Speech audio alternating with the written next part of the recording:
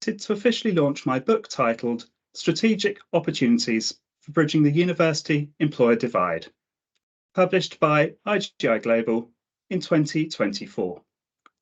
University career advisors and graduate recruiters share a common goal of ensuring graduates are prepared to undertake the university to work transition. Yet, university career advisors often lack the resources to provide such support to their entire student body, while recruiters struggle to hire graduates of the desired quality to meet the needs of their business or clients. Consequently, strategic opportunities for bridging the university employer divide offers pragmatic suggestions for collaboration to ensure all actors operating within a sustainable career ecosystem can thrive. The theoretical underpinnings of the book are supplemented by 32 lived experience insights. They're provided by scholars and career professionals across the higher education and early career talent spaces. And the book offers a timely and valuable resource for career professionals, including university career advisors and graduate recruiters, for academics interested in employability, career development, and talent management, as well as for university students, graduates, and policymakers.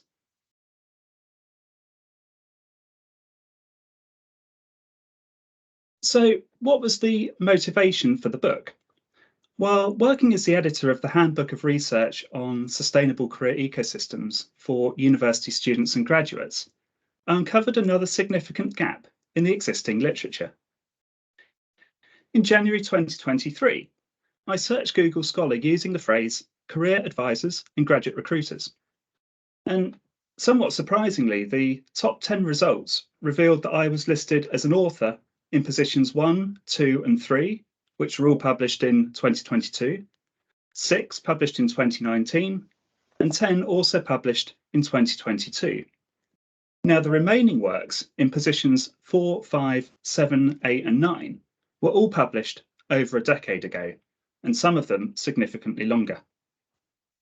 Yet, significant changes have occurred in the higher education landscape during that time. We've witnessed the introduction and substantial increases in student tuition fees in certain countries, including the UK, leading to higher student loans and associated debt. The number of students pursuing higher education has also dramatically risen, resulting in heightened competition for jobs and ongoing debates regarding the purpose and value of higher education. Furthermore, various global events, such as recessions, pandemics, wars, and rising inflation, have significantly impacted the labour market and the recruitment of early career talent. Moving forward, climate change will likely take centre stage, alongside the advancement of artificial intelligence and automation.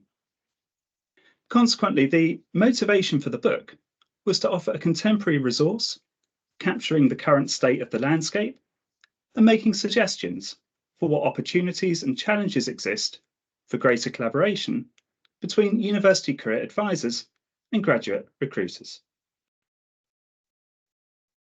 The book addresses the problem of a lack of collaboration between university career advisors and graduate recruiters, acting as agents of universities and employers respectively, to ensure that graduates are prepared to undertake the university to work transition and maintain career sustainability throughout their working lives. The sustainability of the career ecosystem relies on greater collaboration, since career advisors and graduate recruiters each lack the necessary resources to achieve optimal outcomes when operating independently. So let's now consider what a sustainable career ecosystem might look like. During the COVID-19 pandemic, as part of a research team with Associate Professor Melanie Ashley and Professor Yehuda Barak of the University of Southampton, we interviewed 36 university career advisors and graduate recruiters. And the figure on the slide shows the various actors and the connections between them that were identified from these interviews. My thanks to my collaborators and to Emerald Publishing Group for allowing me to use the figure in the book. You can see that career advisors and graduate recruiters can be positioned as central actors and act as linchpins. Consequently, effective collaboration between these actors can enhance the sustainability of the career ecosystem. So, how is the book structured? Well, there's 4 sections. Section 1 sets the scene, providing an overview of universities, employers, and early career talent. Section 2 looks at the university career advisor's perspective of preparing their students and graduates to undertake the university to work transition, covering topics of employability capital, student engagement, and signalling employability. Section 3 considers the graduate recruiter perspective, addressing topics of attracting early career talent, preparing students for the university to work transition, and assessing person-organisation fit. The final section sets out the challenges and opportunities for greater collaboration between actors and concludes with thoughts on future workplace trends and implications. Chapters 2 to 9 each include 4 lived experience insights. Each insight offers a 500-word mini case study provided by scholars or career professionals operating in the areas of higher education, career development, and early career talent.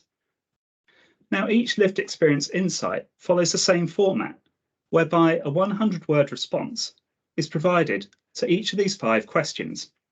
Number 1, what was the challenge? Number 2, what was the context? Number 3, what action did you take? Number 4, what was the outcome?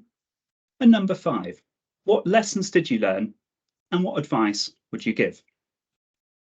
These lived experience insights help to bring the book to life by bridging theory and practice and by providing pragmatic strategies for readers to consider or implement. And in total, 36 scholars and career professionals contributed to the 32 lived experience insights with representation of 7 countries and 4 continents to promote the global coverage and appeal of the book.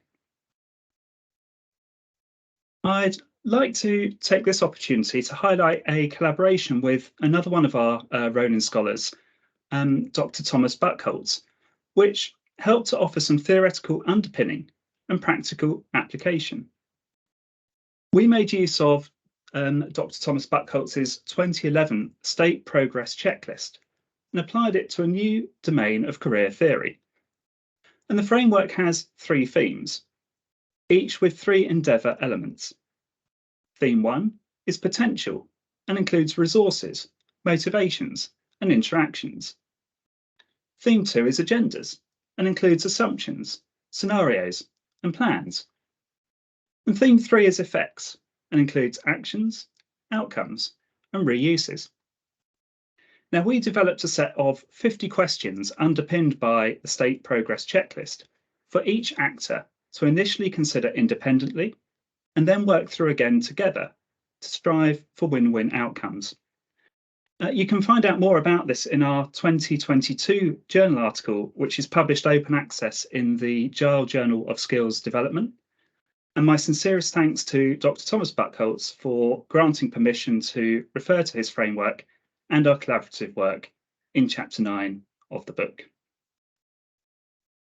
So, how is the book unique?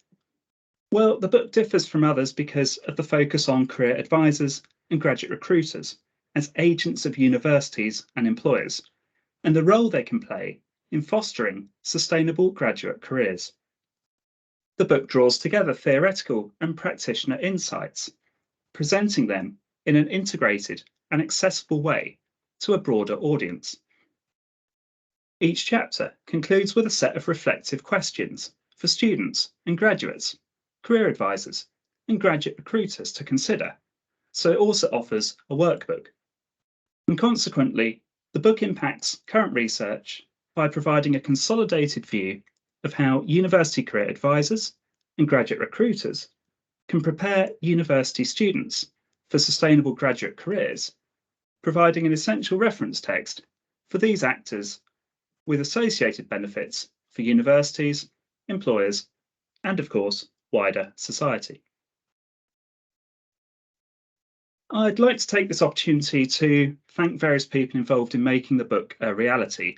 It's my name on the cover, but it's not just one person that is responsible for making this book possible.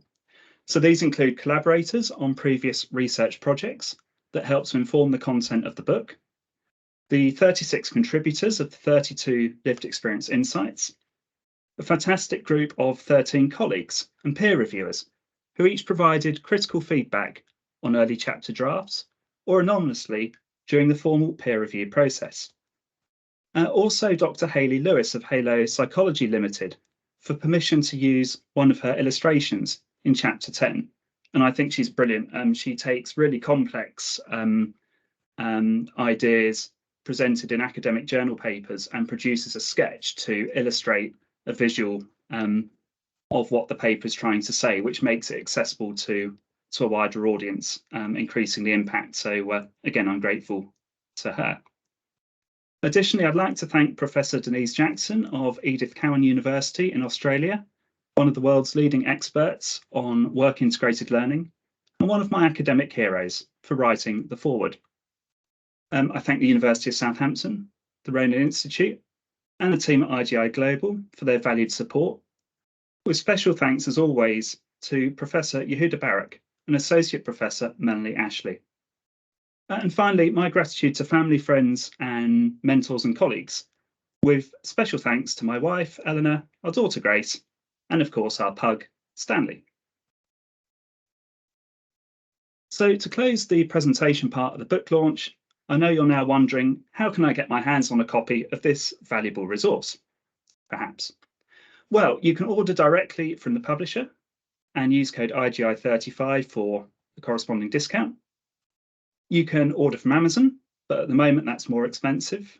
Sometimes they have sales in due course which make it more affordable. But perhaps the best option is you can ask your university or local library to acquire an ebook version with multiple licenses. And that will mean that as many people as possible can access the content without having to pay for it, because I'm conscious that the RRP is beyond the means of myself, for example, and many other colleagues around the world. So thank you so much for your time. If you're watching the recording of this presentation and have any questions about the book, then please leave them in the comments and I'll get back to you as soon as possible.